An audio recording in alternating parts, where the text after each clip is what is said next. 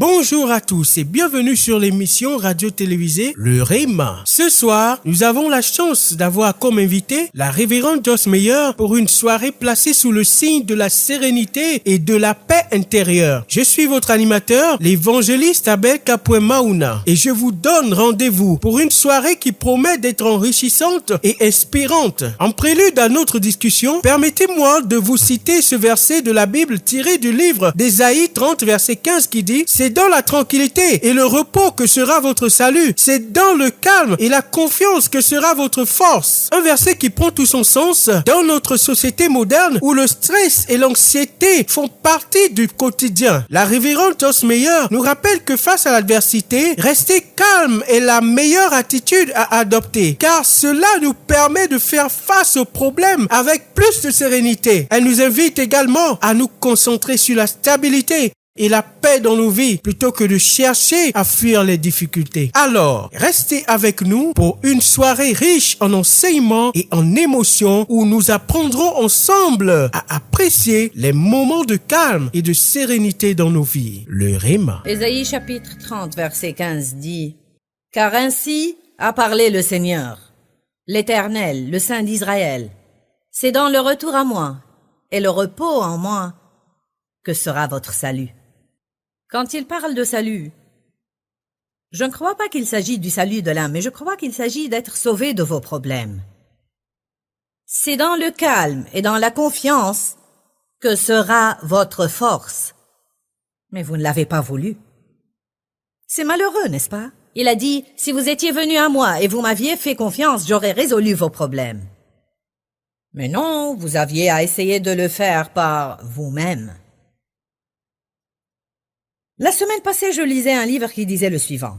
L'agitation détruit le bien. Être contrarié détruit les bonnes choses. Mais avoir un esprit calme, non seulement édifie le bien, mais il détruit le mal.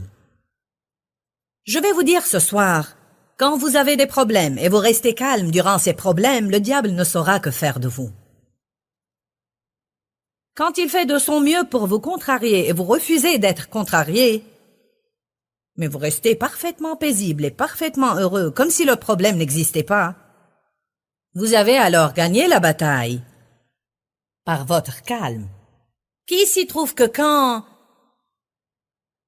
il se passe une chose qui ne lui plaît pas, sa première réaction c'est avoir peur et être contrarié? Allez, soyez francs. On peut apprendre comment se calmer et se réjouir. Je veux que vous jouissiez de votre vie. Voulez-vous jouir de votre vie? Si on va attendre jusqu'à se débarrasser de tous nos problèmes pour jouir de notre vie, nos jours de joie seront rares. Car il y a toujours des choses qui se passent et la plupart de ces choses arrivent soudainement sans être planifiées auparavant. Mais que nous l'ayons planifié ou non, on a toujours à s'en occuper. La vie ne prend pas toujours la tournure que nous souhaitons. Et je crois que la vie puissante et celle qui fait face à tout genre de problèmes et reste malgré cela stable. La stabilité. J'espère que vous serez affamés de stabilité et de paix dans votre vie. L'apôtre Paul a dit dans Philippiens chapitre 4 verset 11, « J'ai appris à être satisfait et content de l'état où je me trouve sans jamais m'inquiéter. Je sais vivre dans l'humiliation et je sais vivre dans l'abondance. Que j'ai ce que je veux ou non, je sais comment rester stable. » Je veux vous dire aussi que je crois que c'est un grand témoignage pour le monde. Et je crois que beaucoup de personnes vont vouloir ce que vous avez. Ils vont être jaloux de votre cheminement avec Dieu. Et ils vont vouloir en savoir plus s'ils voient que vous êtes toujours stable malgré tout ce qui se passe. Et que vous ne chantez pas juste des louanges à l'église et dès que vous avez un problème, vous ne réagissez pas différemment des autres. Philippiens 1, 28. Il m'était très difficile d'apprendre à rester calme durant les tempêtes. Mais mon mari a été un bon exemple pour moi. Et je voulais intensément ce qu'il avait. Et je crois que quand on montre un tel exemple aux gens, ils commenceront à vouloir ce que nous avons. Il y a des leçons qu'on peut enseigner par nos paroles, mais il y a d'autres leçons qu'on ne peut enseigner qu'en en donnant l'exemple.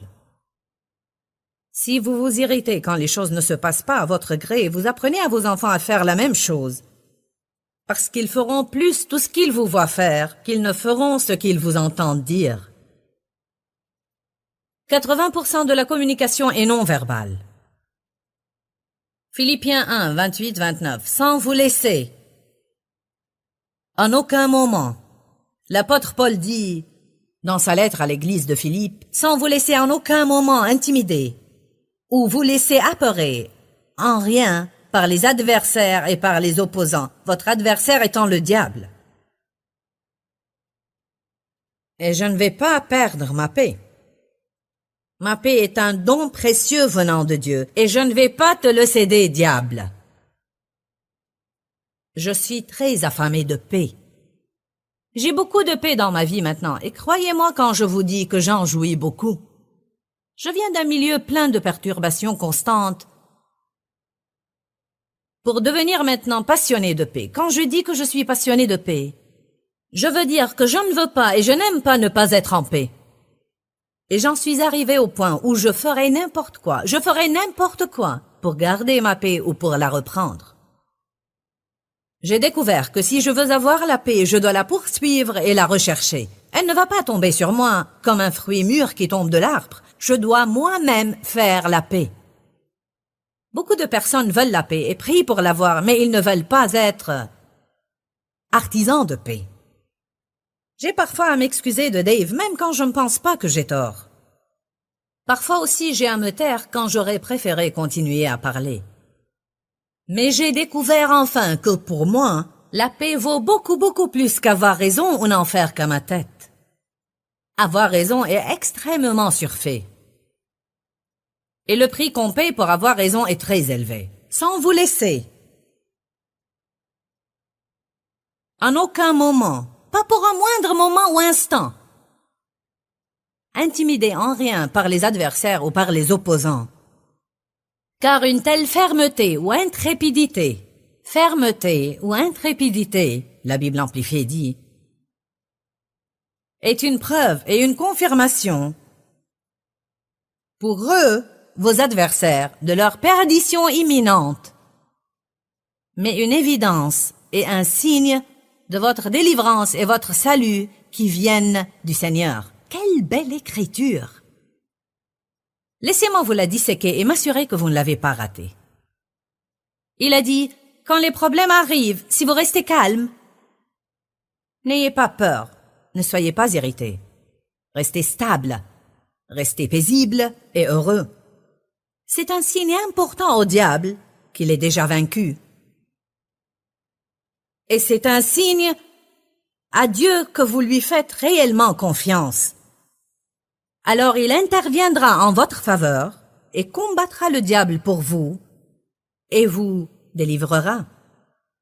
N'est-il pas merveilleux de comprendre ce soir que quand on a un problème, on n'a pas à essayer de comprendre ce qu'on est censé faire pour se débarrasser de ce problème? Ça ne vous fatigue pas d'essayer de comprendre ce que vous êtes censé faire? Qu'est-ce que tu vas faire? Qu'est-ce que tu vas faire? Qu'est-ce que tu vas faire? Le diable te crie à l'oreille 5000 fois par jour. Qu'est-ce que tu vas faire? Qu'est-ce que tu vas faire? Qu'est-ce que tu vas faire? Puis tes amis lui viennent en aide. Qu'est-ce que tu vas faire? Qu'est-ce que tu vas faire? J'ai appris que tu as un problème. Qu'est-ce que tu vas faire? Quand on a un problème, on se hâte pour faire quelque chose. On essaie de faire ceci et cela, et de s'occuper de ceci et de cela. On dit aux gens ceci et cela. La Bible dit dans le psaume 46, 10, « Arrêtez et reconnaissez que je suis Dieu. » Dieu dit, si vous arrêtez, vous me donnerez l'opportunité d'intervenir dans votre vie et vous me verrez intervenir et vous remarquerez que je suis un Dieu merveilleux. Mais si vous allez toujours essayer de résoudre les problèmes par vous-même, vous allez rater ma force qui fait des miracles et finir par être frustré, et cela à cause des œuvres de la chair. Je veux que vous compreniez ce que je dis. La paix est un combat spirituel. Elle n'est pas juste un sentiment agréable que nous possédons et dont nous jouissons. La paix est un combat spirituel. Dans Éphésiens 6, quand Paul instruisait l'Église à Éphèse comment lutter contre les dominations et les autorités, il a dit « Revêtez-vous de l'armure de Dieu » et il a mentionné cela « Mettez les chaussures de paix ». Mettez-les, il a dit. Mettez-les. Revêtez la cuirasse de la justice. Mettez les chaussures de paix. Jésus a dit, je vous laisse la paix, je vous donne ma paix. Arrêtez alors d'être toujours irrité et perturbé. Il y a beaucoup de choses qui nous sont disponibles et dont on ne se sert pas. Il y a beaucoup de choses qui nous sont disponibles et dont on ne profite pas. Mettre les chaussures de la paix est une de ces choses-là. Une des premières choses auxquelles on doit penser quand on commence à être irrité, c'est « j'ai besoin de me calmer ». J'ai besoin de me calmer, même si vous avez à mettre des notes dans votre maison. Mettez des notes sur votre miroir où vous vous regardez 10 fois par jour comme la plupart des gens. Surtout si vous êtes une femme. Mettez des notes sur votre réfrigérateur que vous ouvrez 10 fois par jour. Mettez des notes dans votre pan de riz, car vous allez l'ouvrir chaque jour. Mettez des notes qui disent « Reste calme, calme-toi, sois calme, cool et serein ». Faites un combat spirituel, restez toujours entouré par la parole de Dieu pour vous rappeler de ne pas vivre selon les émotions. Calme. Paix. Le diable nous tend un piège pour nous irriter. Avant de faire quoi que ce soit, quand vous avez un problème, la première chose à faire, c'est attendre. Attendre. Quand on réagit impulsivement suivant les émotions, on finit souvent par faire la mauvaise chose. Vous avez un problème si vous ne savez pas attendre. Je suis une personne rapide. Je prends des décisions vite. Je veux faire les choses rapidement. Je veux les dire rapidement. J'avais à apprendre au cours des années que quand j'agis rapidement, je fais souvent la mauvaise chose et que j'ai besoin d'attendre un peu pour voir envers quel sujet je suis en paix. Colossiens 3,15 dit que la paix du Christ soit l'arbitre dans nos cœurs et gouverne toutes nos décisions concernant ce que nous devons faire et ce que nous ne devons pas faire. L'arbitre nous dit ce qui est dedans et ce qui est dehors. Attendez un peu pour voir envers quel sujet vous avez la paix. Quelque chose a eu lieu l'autre jour. Oh mon Dieu, j'allais dire à quelqu'un, je vais leur dire. En fait, je vais les appeler et je vais leur dire ceci et je vais leur dire cela. Le niveau d'adrénaline dans mon sang s'élevait et je m'énervais de plus en plus. Je parlais avec mon fils et il m'a dit, je n'aurais pas fait ça si j'étais à ta place. Pourquoi tu n'attends pas? Et tu feras ce qu'il faut quand tu rentreras de ton voyage. Attendre? Tu veux que j'attende 3 jours? Vous savez quoi? Dieu m'a donné la grâce et j'ai attendu. Et le 2e jour, j'ai pensé, vous savez quoi? Je ne vais pas dire ceci. Je ne vais pas faire cela. Je vais m'occuper de ce sujet, mais pas comme j'aurais fait si je l'avais attaqué quelques minutes après l'avoir découvert. Est-ce que vous comprenez ce que je veux dire? Vous savez, il n'est même pas sage de punir vos enfants quand vous êtes en colère. Vous savez pourquoi? Car après les avoir punis, vous allez certainement penser et dire « Qu'est-ce que je me suis fait ?» Il se peut que vous leur disiez « Interdiction de sortir pour 1 mois ». Avez-vous jamais fait cela? Je l'ai fait. Vous n'allez pas sortir de la maison pour 1 mois. Et 2 jours plus tard, j'ai pensé « Qu'est-ce que je me suis fait? J'aurais pu choisir une punition plus adéquate. C'est moi qui suis puni. » Alléluia. Ou bien, va te mettre au coin et reste-y pour 2 heures. Si vous voulez les mettre au coin, que ce soit dans une chambre où vous n'êtes pas. Vous n'avez pas à les entendre pleurer.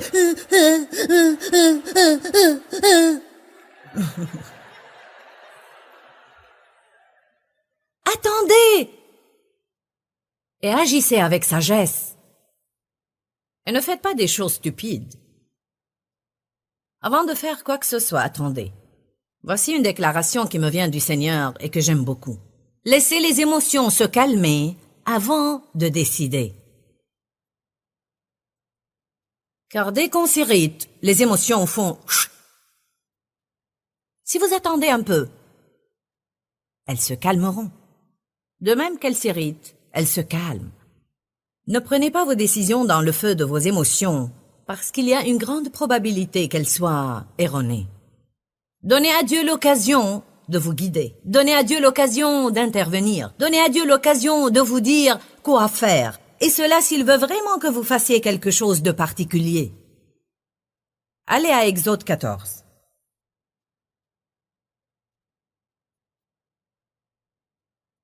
Je suis contente que vous êtes, chers téléspectateurs, en train de nous regarder à la télé. Et je veux que vous restiez à l'écoute pour entendre cet important message en entier. Car apprendre comment être calme et comment avoir la paix dans votre vie vous sera vraiment très bénéfique et vous donnera la force pour vaincre l'ennemi. Les Israélites étaient partis de l'Égypte où ils étaient esclaves et asservis. Et après que Dieu ait confronté Pharaon plusieurs fois, il a accepté de les laisser aller. L'Éternel n'a pas arrêté de lui dire « Laisse aller mon peuple !» Enfin, il les a libérés, après que plusieurs plaies les frappaient. Il est écrit dans le verset 8, « L'Éternel endurcit le cœur de Pharaon, roi d'Égypte, de sorte qu'il se lança à la poursuite des Israélites, qui étaient partis la main haute.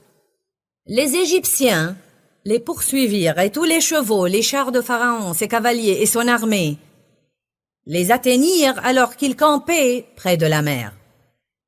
Les atteignirent alors qu'ils campaient près de la mer. Ils avaient l'armée égyptienne derrière eux et la mer Rouge devant eux.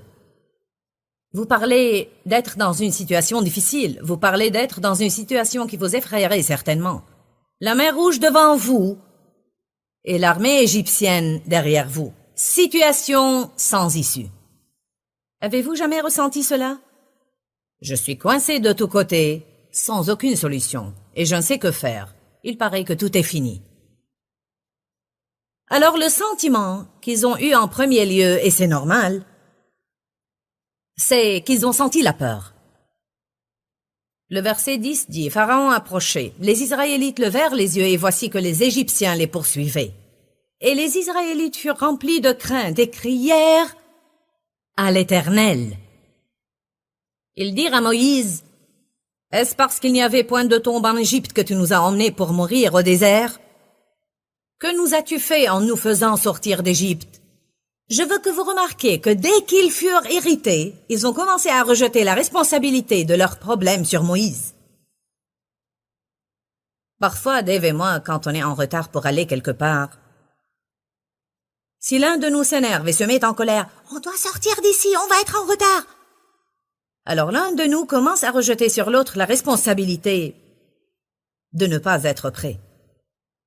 Quand on est irrité, on commence à blâmer les autres. On ne veut pas prendre la responsabilité, on veut blâmer les autres. Alors les Israélites ont dit, « Pourquoi tu ne nous as pas laissés tranquilles? Pourquoi tu ne nous as pas laissés en Égypte? Ce que nous avions là-bas était mieux que ceci. » N'est-ce pas là ce que nous te disions en Égypte? Laisse-nous tranquilles, laisse-nous servir les Égyptiens, car mieux vaut pour nous servir les Égyptiens que de mourir au désert. Ils sont négatifs maintenant. Moïse répondit, n'ayez pas peur. Tenez bon.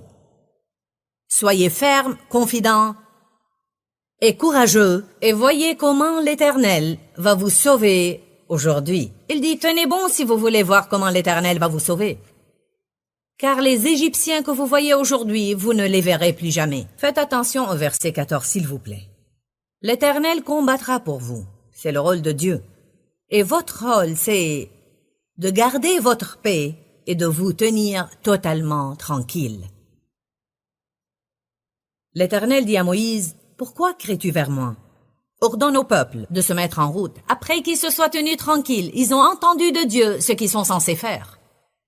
Vous pouvez vous mettre en route, car je vais être avec vous. Le Seigneur vous guidera, il vous montrera quoi faire. Si vous apprenez à rester tranquille et espérer en Dieu. » Que veut dire espérer en Dieu? Ça ne veut pas dire être passif et rester là à ne rien faire. Vous ne faites rien selon la chair, mais vous faites beaucoup spirituellement. Il y a une activité selon l'esprit et une activité selon la chair. La foi est un acte spirituel. Croire en Dieu requiert un effort spirituel. On fait le genre d'effort inapproprié. Espérer en Dieu a une définition merveilleuse que j'aime beaucoup.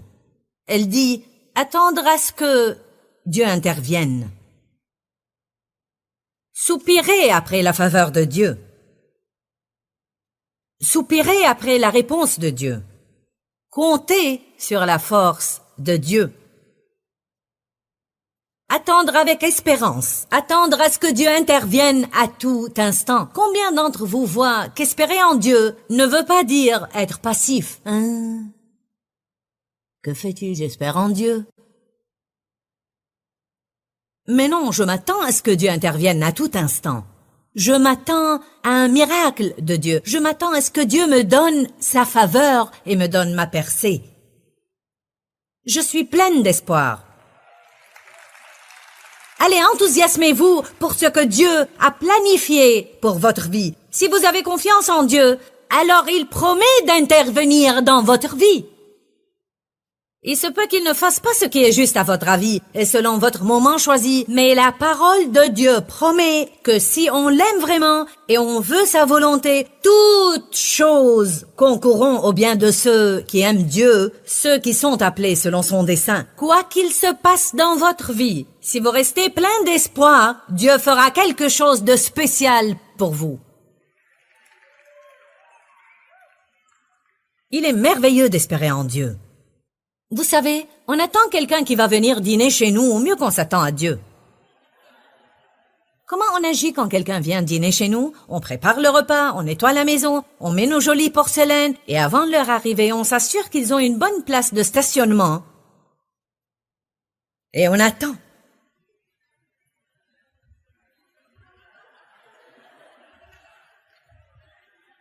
Allez, ne touchez à rien, ils vont arriver d'une minute à l'autre.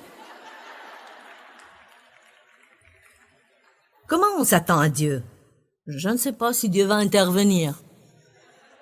Rien ne se passe. J'en ai marre d'attendre toujours.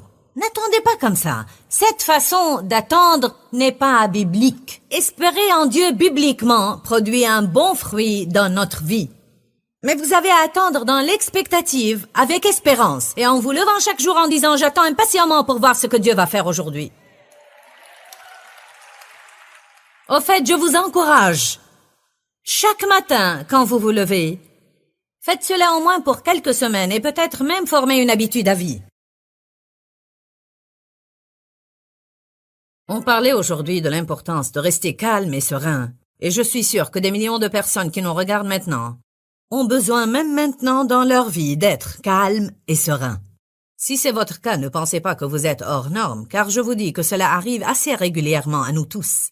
Jésus a abordé le sujet dans Jean 16, 33 et dans d'autres passages dans la parole de Dieu. Et il a dit, vous allez avoir des tribulations, c'est une promesse. Vous allez avoir des afflictions et des frustrations. Mais il a dit, mais prenez courage, car j'ai vaincu le monde. Dans cette écriture, il nous dit de nous réjouir et en d'autres passages, il nous dit de rester calme. Dis-leur que je les aime. Dans ce livret, Joyce Meyer donne une révélation de l'amour de Dieu pour nous. Pour obtenir ce livret gratuitement, écrivez-nous à Joyce Meyer, boîte postale 40095-6300, Larnaca, Chypre. Ou bien visitez notre site web www.joycemeyer.org/fr.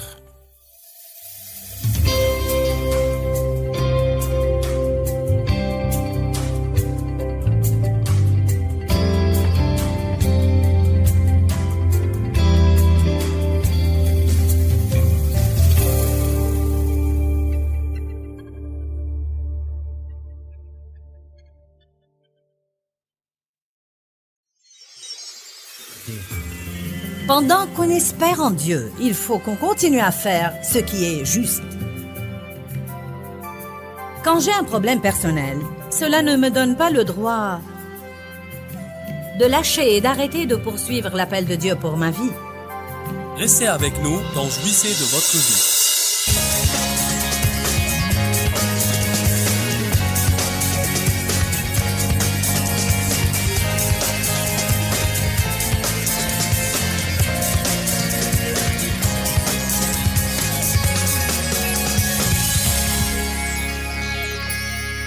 La Bible déclare que Dieu attend, dans l'expectative, le moment de faire grâce à ceux qui, dans l'expectative, espèrent en lui. Cela est écrit dans Ésaïe 30, 18 dans la Bible amplifiée. Dieu attend, désire et aspire à faire grâce à tous ceux qui espèrent désire et aspire à lui. Car Dieu dit, « Y a-t-il quelqu'un qui croit en moi? Y a-t-il quelqu'un qui s'attende à ce que j'intervienne? Qui a de l'espérance? » C'est dans la vie de ces personnes-là que Dieu intervient. Et non les passifs, les indifférents, les déprimés et les découragés. Qu'est-ce que tu fais? J'espère en Dieu. On ne doit jamais dire « Je crois que tout ce que je peux faire, c'est prier, j'ai tout essayé. » N'est-ce pas une déclaration stupide? Je crois que tout ce que je peux faire maintenant, c'est prier, j'ai tout essayé. Et je ne peux que prier, c'est ce que nous devons faire tout d'abord.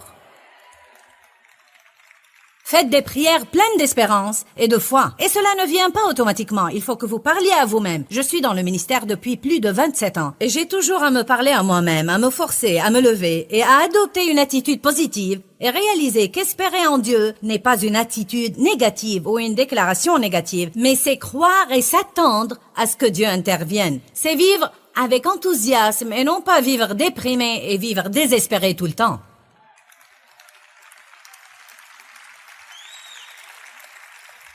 J'ai un enseignement que je vais prêcher bientôt quand je trouverai le temps opportun et qui est intitulé « Gardez votre passion et votre enthousiasme au sujet de Dieu ».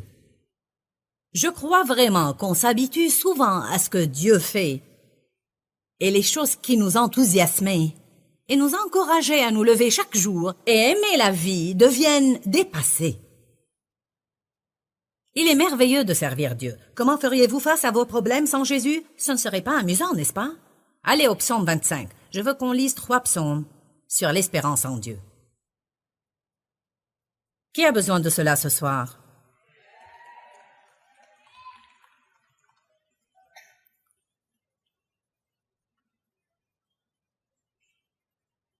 J'aime beaucoup le premier verset. En fait, je l'ai souligné en jaune dans ma Bible. Et je lis souvent le psaume 25. Il est écrit « Vers toi, Seigneur, j'élève mon âme ». C'est le premier pas. Seigneur, je te donne ma vie. Ne lui donnez pas seulement votre argent, mais donnez-lui vous-même aussi. Il vous veut. Mon Dieu, je me fie à toi, et je me tourne vers toi, et en toi je mets ma confiance. Ne permets pas que je sois dans la honte, ou que mon espérance en toi soit déçue. Que mes ennemis n'exultent pas et ne crient pas victoire à mon sujet. Oui, aucun de ceux qui comptent sur toi et s'attendent à toi. Comment on est censé attendre? Aucun de ceux qui comptent sur toi et s'attendent à toi, dans l'expectative, ne connaîtra jamais la honte ou la déception. Ils seront dans la honte ceux qui sans raison ne sont que des traîtres. Seigneur éternel, montre-moi le chemin, enseigne-moi tes voies. Il dit pendant que j'attends en espérant, montre-moi ce qu'il faut faire. Si tu me montres ce qu'il faut faire, je le ferai car tu m'aideras. Mais si tu ne me montres rien, j'attendrai dans l'expectative jusqu'à ce que tu interviennes miraculeusement dans ma vie. Dieu peut faire en un instant ce que nous ne pouvons faire en 25 ans. La femme qui a témoigné ce soir avoir une douleur à la hanche depuis 21 ans. 21 ans de douleur continue. Sur une échelle allant de 1 à 10, elle a dit que sa douleur était au niveau 15, dépassant la courbe maximale. 21 ans. Vous ne savez pas combien de médecins elle a consulté et combien de genres de pilules elle a pris. Elle a peut-être consulté plusieurs spécialistes. Et en un instant,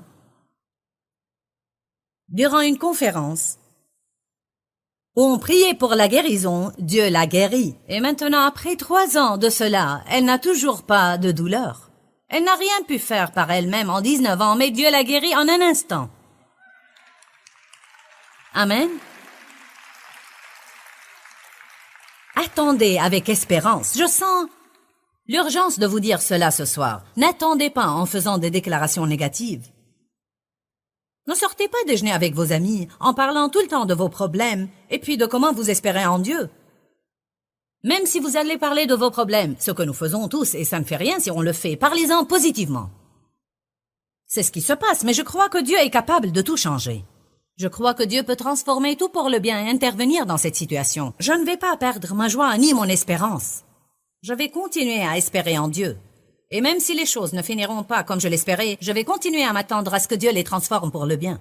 Allez, est-ce que vous allez prendre la vie du côté positif?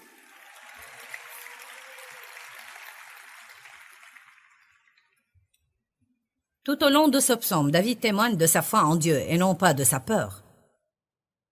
Il ne parle pas beaucoup de ses problèmes, mais il déclare en fait comment il est sûr que son espérance en Dieu ne le laissera jamais honteux et sans réponse. Allez au psaume 33, 22. J'ai été rempli d'enthousiasme quand j'ai lu ça.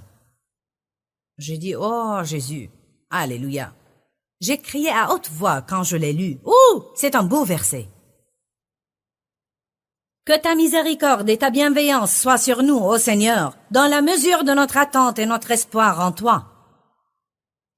Ouh, vous pouvez dire, ouh, c'est un beau verset. En d'autres termes, il dit, avec la même mesure que nous espérons en toi, Seigneur. Avec cette même mesure que ta miséricorde et ta bienveillance soient révélées dans notre vie. Si j'espère un peu en Dieu, je recevrai un peu d'aide. Si j'espère beaucoup en lui, je recevrai beaucoup d'aide. Nous devons également arrêter de mettre notre espérance dans les personnes, arrêter de mettre notre espérance en nous-mêmes et dans le système de ce monde, et nous devons mettre toute notre espérance en Dieu pour qu'il fasse le nécessaire. Et si Dieu ne peut pas le faire, alors c'est sûr que je ne pourrai pas le faire. Le psaume 37, 34 nous dit aussi quelque chose d'important. Il déclare, pendant qu'on espère en Dieu, il faut qu'on garde ses commandements. Vous ne m'avez pas entendu. Pendant qu'on espère en Dieu, il faut qu'on continue à faire ce qui est juste. Quand j'ai un problème personnel, cela ne me donne pas le droit de lâcher et d'arrêter de poursuivre l'appel de Dieu pour ma vie. Quand j'ai un problème personnel, cela ne me donne pas le droit de ne plus donner mes dîmes et mes offrandes. Quand j'ai un problème personnel, cela ne veut pas dire que j'ai maintenant la liberté de ne plus traiter les gens comme il faut, car après tout, j'ai un problème et vous devez comprendre que je suis sur mes nerfs. Allez, je parle à quelqu'un ici ce soir. Vous dites, j'espère en Dieu, mais est-ce que vous continuez à garder ses commandements? Dans Deutéronome chapitre 8, pas besoin d'ouvrir vos Bibles, mais quand Dieu a guidé les Israélites à travers le désert où ils ont erré pendant 40 ans, la Bible dit qu'il les a guidés dans le chemin long et difficile afin de les tester et de les éprouver pour savoir s'ils garderaient ou non ses commandements. Je vous dis, si vous n'allez pas adorer le Seigneur dans le désert, vous ne le ferez pas au sommet de la montagne.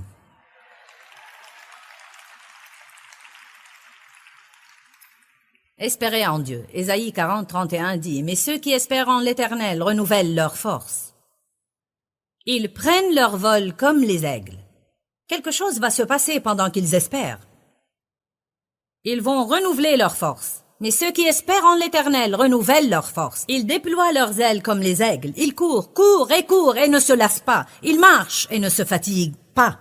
Et pendant que vous espérez en Dieu, vous vous fortifierez dans votre foi pour faire quoi que Dieu vous demandera de faire.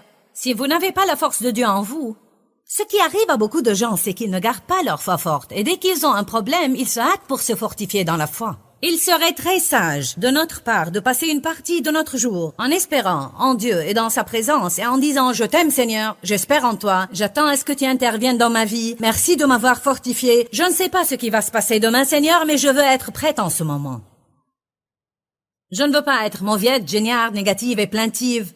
Je veux rester calme, cool et sereine. Je veux rester stable.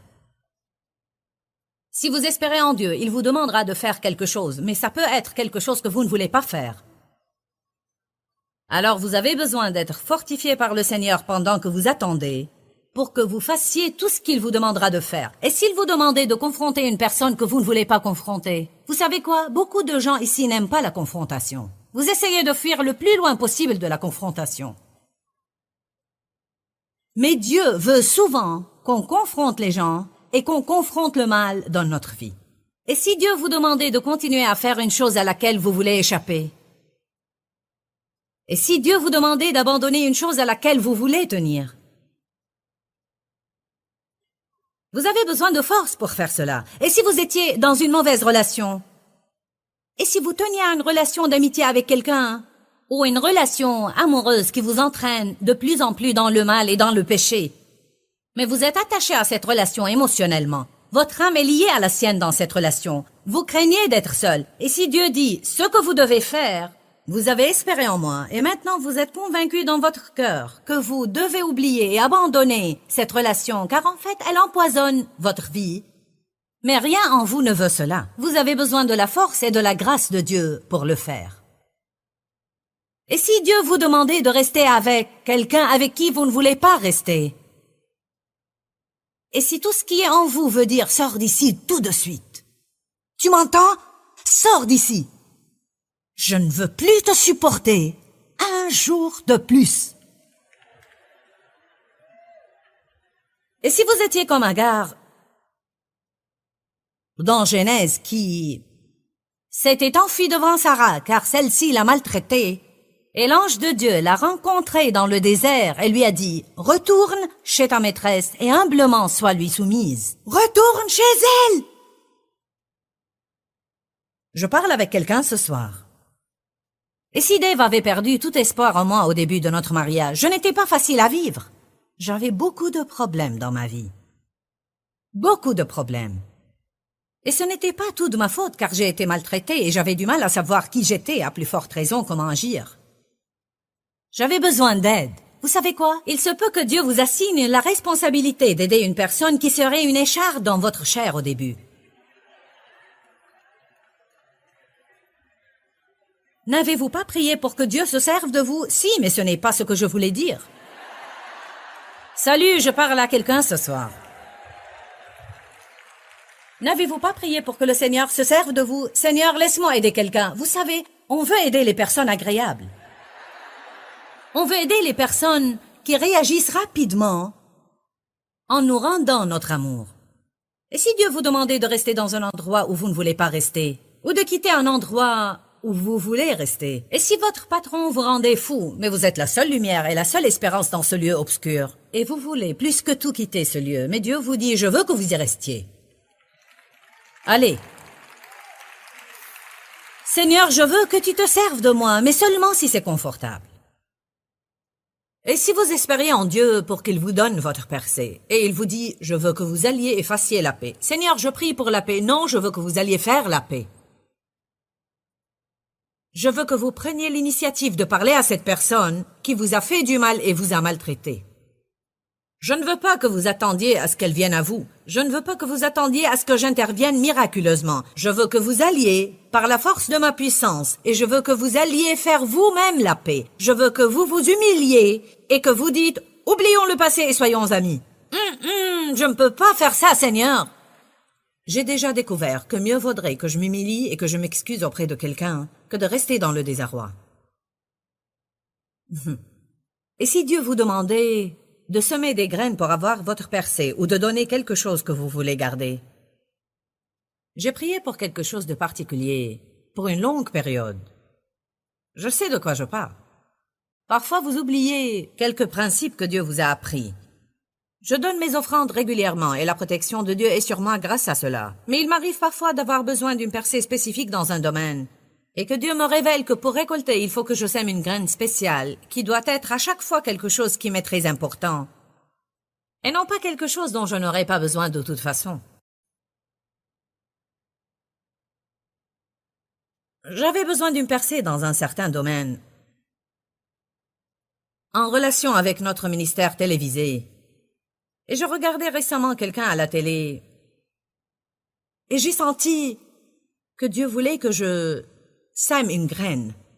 On donne toujours de l'argent du compte de notre ministère. Alors je dis, je vais lui donner une offrande du ministère. Mais Dieu m'a dit non. Que ça soit de ton argent personnel. Bon Seigneur, je vais donner de notre compte d'offrande. Non, je veux que tu donnes du compte de tes achats personnels. Et ce n'était pas une petite somme d'argent. Ma gorge s'est serrée par 3 fois, car j'avais fait plusieurs fois le tour de cette montagne. Je savais que j'avais besoin d'obéir. Écoutez bien, j'ai eu ma percée le jour suivant.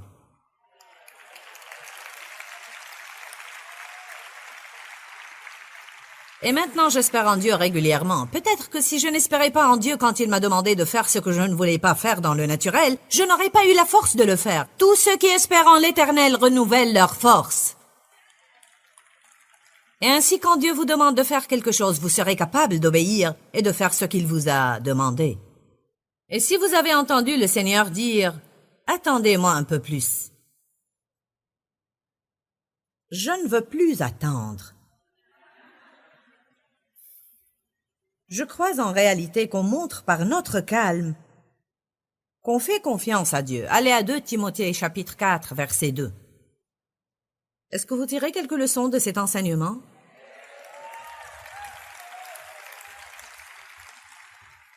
Vous êtes silencieux. Vous avez à m'encourager un petit peu.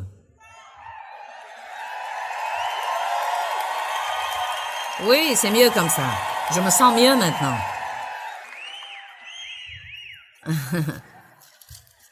2 Timothée chapitre 4, verset 2. C'est un beau verset. Au fait, je vais commencer par le verset 2. Et je vais lire quelques passages qui ne paraîtraient pas pertinents, mais ils le sont.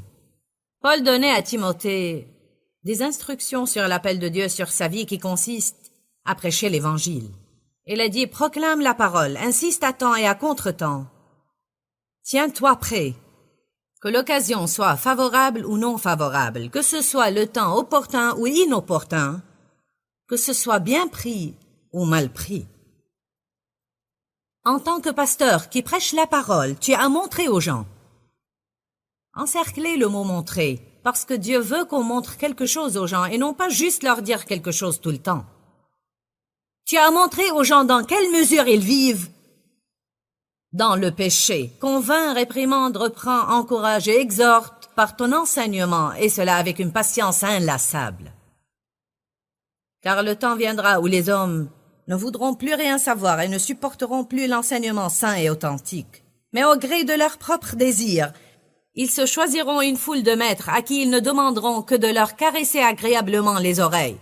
Ils détourneront l'oreille de la vérité pour écouter des récits de pure invention. Certains n'écouteront pas la vérité si elle commence à les réprimander et si elle veut dire qu'ils auront à faire des changements dans leur vie. Alors ils laissent leur groupe après avoir critiqué le maître et trouvent un autre groupe dont le maître donne des enseignements qui leur plaisent. Combien de personnes ont éteint la télé pour ne pas regarder mon émission? Sérieusement, combien de personnes étaient en train de regarder mon programme et quand j'ai commencé à parler du péché ou à parler des offrandes ou même à parler des attitudes, ils n'ont plus voulu m'entendre. Mais mon programme était mis sur plusieurs stations et vous aurez à changer plusieurs canaux pour m'échapper.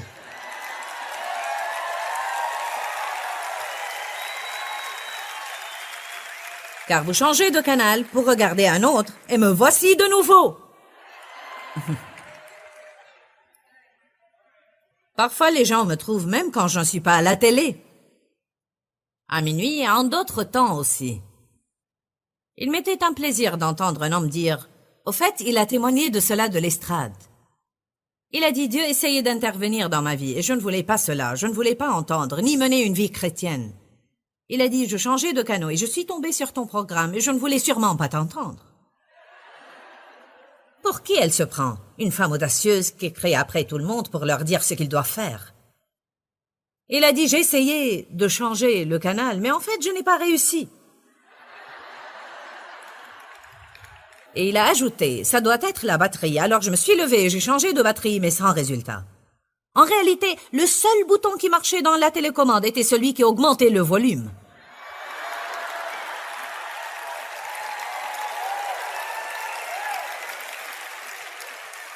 Je lui ai dit, tu as su quel était le problème de la télécommande? Il a dit, à la fin de ton émission, elle a marché normalement. J'ai juste répété l'histoire de cet homme. Amen.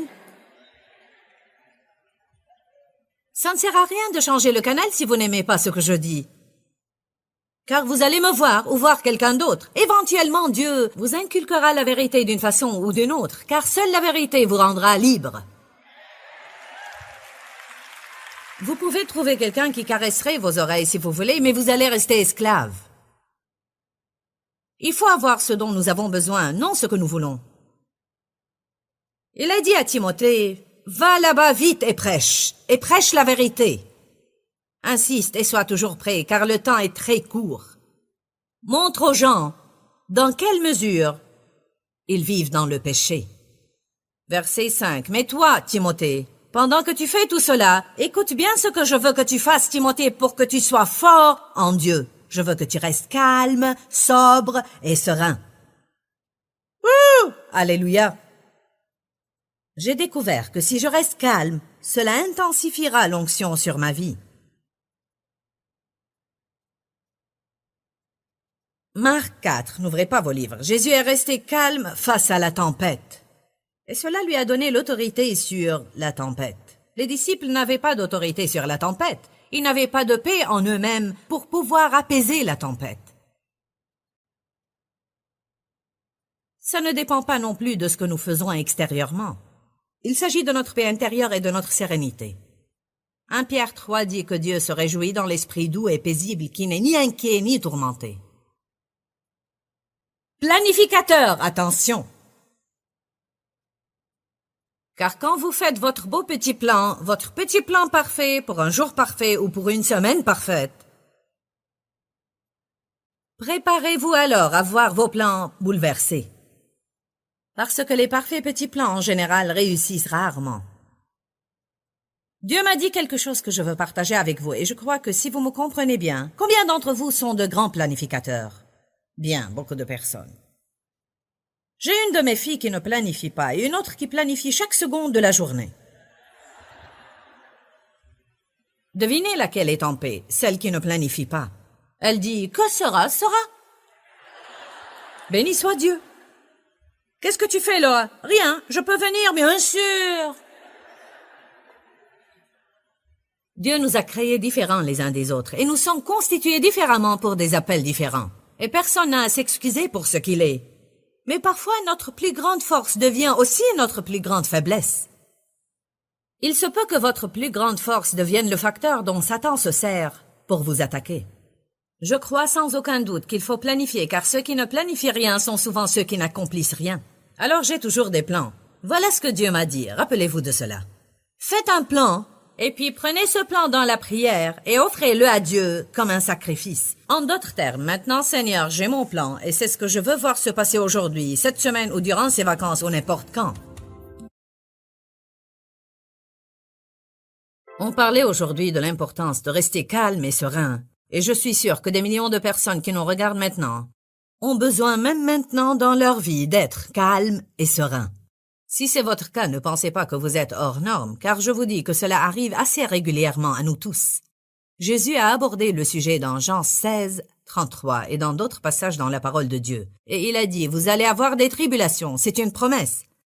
Vous allez avoir des afflictions et des frustrations. Mais il a dit, mais prenez courage, car j'ai vaincu le monde. Dans cette écriture, il nous dit de nous réjouir et en d'autres passages, il nous dit de rester calme. Dis-leur que je les aime.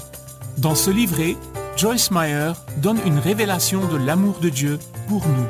Pour obtenir ce livret gratuitement, écrivez-nous à Joyce Meyer, boîte postale 40095-6300, Larnaca, Chypre. Ou bien visitez notre site web www.joycemeyer.org/fr. Si vous avez aimé ce message ou si ce message a produit un témoignage dans votre vie, faites-nous savoir cela dans les commentaires. À bientôt dans un nouveau numéro de votre émission Le Réma.